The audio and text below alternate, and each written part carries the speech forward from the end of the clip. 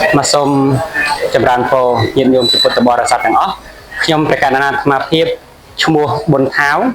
ជានិស្សិតនៃសាកលវិទ្យាល័យជាតិបាត់ដំបងនៅក្នុងថ្ងៃនេះដែរខ្ញុំព្រះកណ្ណាអាត្មាភាពបានចូលរួមវគ្គបណ្ដុះបណ្ដាលមួយស្ដីអំពីអក្ខរកម្មប្រព័ន្ធផ្សព្វផ្សាយនិងព័ត៌មានក៏សម្រាប់ការចូលរួមវគ្គបណ្ដុះបណ្ដាលមួយនេះអាត្មាភាពពិតជាមានចិត្តសប្បាយរីករាយមែនទែនដោយសារទាំងទីកន្លែងដែលយើងសិក្សាក៏ដូចជាមេរៀនដែលវាគ្មិនបានបង្ហាញយើងឃើញថាវាមានផលវិជ្ជមានច្រើនសម្រាប់យុវជននៅក្នុងការយកទៅអនុវត្តក្នុងជីវិតរបស់ខ្លួនឯងប្រចាំថ្ងៃដោយសារតែបច្ចុប្បន្នកាលនេះយើងឃើញថាប្រព័ន្ធផ្សព្វផ្សាយមានភាពជឿនលឿនខ្លាំងមែនទែនហើយវាជារឿងសំខាន់ណាស់ក្នុងការស្វែងយល់អំពីបណ្ដាញសង្គមឬក៏បណ្ដាញព័ត៌មានកាន់តែច្រើនក៏សម្រាប់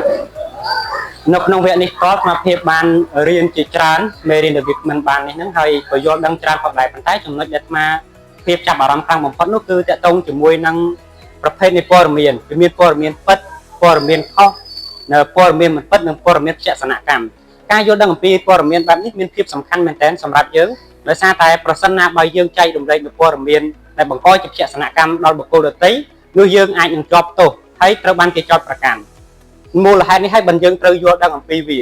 មួយចំណែកទៀតតកតងជាមួយនឹងការច្រោះព័ត៌មាននេះពិតជាមានភាពសំខាន់មែនទែនវាអាស្រ័យទៅលើចំណង់ចំណូលចិត្តនៃការប្រើប្រាស់បណ្ដាញសង្គមរបស់យើងប្រសិនបើយើងចូលចិត្តមើលរឿងដែលមានប្រយោជន៍ព័ត៌មានដែលមានប្រយោជន៍សម្រាប់ខ្លួនឯងនិងសង្គមនោះ Facebook វានឹងឬក៏បណ្ដាញសង្គមនឹងផ្ដល់ព័ត៌មានដែលល្អៗឲ្យយើងហើយជាមួយនេះគ្នានេះដែរខ្ញុំប្រកាសអាត្មាភាពគិតថាយើងគួរតែស្វែងយល់ឲ្យច្បាស់ទាក់ទងជាមួយនឹងប្រភេទនៃព័ត៌មានហើយនឹងអាចវិភាគព័ត៌មានទាំងអស់នឹងបានថាតើមុននឹងយើងចែករំលែកព័ត៌មានហ្នឹងត្រូវមើលអំពីប្រភពអំពីថាតើព័ត៌មានហ្នឹងលេចចេញមកពីណាមានអ្នកសរសេរច្បាស់លាស់ទេការបរិច្ឆេទច្បាស់លាស់ទេហើយសារព័ត៌មានហ្នឹងមានវិជ្ជាជីវៈឬក៏អត់ទេមុននឹងយើងធ្វើការចែករំលែកព័ត៌មានមួយនោះក៏សម្រាប់វគ្គបណ្ដុះបណ្ដាលមួយនេះមកភាពគិតថាពិតជាមានសារៈសំខាន់មែនទែនសម្រាប់យុវជនដោយមូលហេតុថា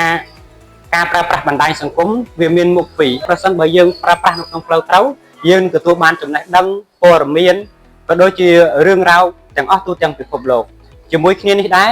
ខ្ញុំប្រកាសអាត្មាភាពគិតថាវគ្គនេះវាមានភាពពិសេសខ្លាំងមែនទែនដោយសារតែបានបង្រៀនយើងអំពីមូលដ្ឋាននៃការមើលព័ត៌មានថាតើព័ត៌មានណាយើងអាចទុកចិត្តបាននិងព័ត៌មានណាដែលយើងមិនអាចទុកចិត្តបានជាសំណូមពរទៅកាន់យុវជនទាំងអស់គ្នាជាដំបូងខ្ញុំចង់ឲ្យយុវជនមកសិក្សាទាក់ទងជាមួយនឹងវគ្គអក្ខរកម្មប្រព័ន្ធផ្សព្វផ្សាយនិងព័ត៌មានជាមុនសិនមុននឹងយុវជនយើងធ្វើការ share ឬក៏ចែករំលែកព័ត៌មានណាមួយគួរតែគិតឲ្យច្បាស់ទាក់ទងជាមួយនឹងប្រភពនៃព័ត៌មានមួយនោះហើយជាមួយគ្នានេះដែរមុននឹងយើងធ្វើការចែករំលែកគួរតែគិតអំពីផលប៉ះពាល់នៃព័ត៌មានដែលយើងចែករំលែកហ្នឹងដោយសារតែពេលខ្លះយើងចេះតែចែករំលែកទៅតាមអារម្មណ៍ទៅតាមការយល់ឃើញរបស់យើងវាធ្វើឲ្យប៉ះពាល់ទៅដល់បុគ្គលផ្សេងទៀតដែលគាត់មិនដឹង